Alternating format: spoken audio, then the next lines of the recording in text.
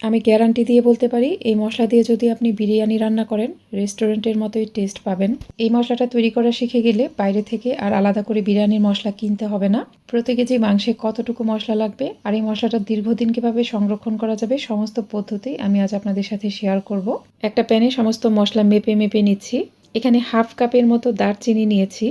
250 ml যে measurement cup আছে সেটা দিয়ে আমি দারচিনিটা মেপে নিয়েছি। এখানে 16 থেকে 17টার মতো দারচিনির টুকরা আছে। এখানে এলাচ নিয়ে নিলাম 1/4 কাপ পরিমাণ। সমস্ত মশলাই মেজারমেন্ট কাপ দিয়ে মেপে নিতে হবে। জিরা নিয়ে নিলাম 1/4 কাপ ও 1 টেবিল চামচ পরিমাণ। আমরা রান্নায় যে নর্মাল জিরা ব্যবহার করি এখানে সেই জিরাটাই নিয়েছি। কালো গোলমরিচ নিয়ে নিলাম 1/4 কাপ পরিমাণ। সাদা গোলমরিচ নিয়ে নিলাম 1/4 কাপ পরিমাণ। 1 টেবিল চামচ নিয়ে নিলাম শাহি জিরা। এটা কিন্তু নর্মাল জিরা না, এটা সাধারণত বিরিয়ানিতে ব্যবহার করা হয় শাহি জিরা। এটা যে কোনো মুদি দোকানেই পেয়ে যাবেন। মিষ্টি জিরা অথবা মৌরি নিয়ে নিলাম 1/4 কাপ পরিমাণ।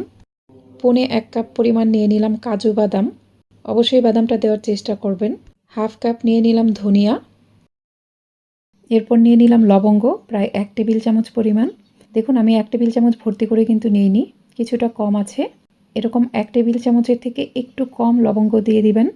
1 টেবিল চামচ দিয়ে দিলাম কালো এলাচ অথবা বড় এলাচ যেটাকে বলি আমরা। অবশ্যই 1 টেবিল চামচই দিবেন, এর থেকে বেশি অথবা কম দিবেন না। জয়ত্রী নিয়ে নিলাম 1/4 কাপ পরিমাণ। অবশ্যই জয়ত্রীটা দিতেই হবে। জয়ত্রী না দিলে কিন্তু আপনি বিরিয়ানির আসল টেস্ট পাবেন না। জয়ত্রীটা মাস্ট দিতে হবে। এখন যে মশলাটা দিব এটা হচ্ছে অপশনাল, আপনারা হাতের কাছে থাকলে দিবেন, না হলে দিবেন না। আমি এখানে 2টা স্টার মশলা দিয়ে দিলাম।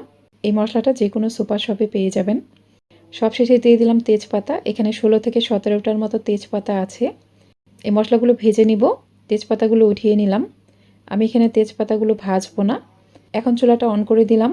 চুলার একদম কম আছে মশলাগুলো ভাজতে হবে। সব থেকে কম আছে একটু সময় নিয়ে মশলাগুলো ভাজবেন। আমার আজকের এই রেসিপিটি আপনাদের কাছে ভালো লাগলে অবশ্যই আমার ইউটিউব চ্যানেলটিকে সাবস্ক্রাইব করে পাশে থাকা অল লিখা বাটনটাতে ক্লিক করে দিবেন।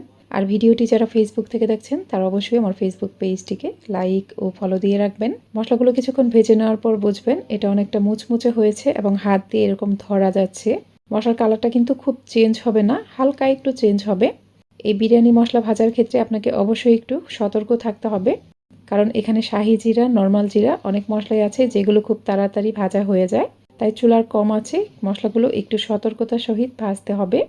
খেয়াল রাখবেন মশলাগুলো যেন পুড়ে না যায় অথবা অনেক বেশি কালার চেঞ্জ না হয়। সমস্ত মশলাই মোটামুটি মুচমুচে হয়ে গেছে আর এগুলো হাত দিয়ে এরকম ধরা যাচ্ছে। হাত দিয়ে ধরার ফলে মনে হচ্ছে মশলাগুলো অনেকটা গরম হয়েছে, আবার মুচমুচেও হয়েছে। এ পর্যায়ে চুলাটা বন্ধ করে দিব।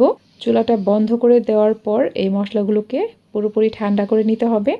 মশলাগুলো পুরোপুরি ঠান্ডা হয়ে গেলে ব্লেন্ডারে গুঁড়া করে নিব। পুরোপুরি ঠান্ডা হয়ে যাওয়ার পর ব্লেন্ডার জাগে নিয়ে মশলাগুলো গুঁড়া করে নিচ্ছি। আমার ব্লেন্ডার জাগটা যেহেতু খুব বেশি বড় না, তাই এটা কয়েকবারে ব্লেন্ড করতে হবে।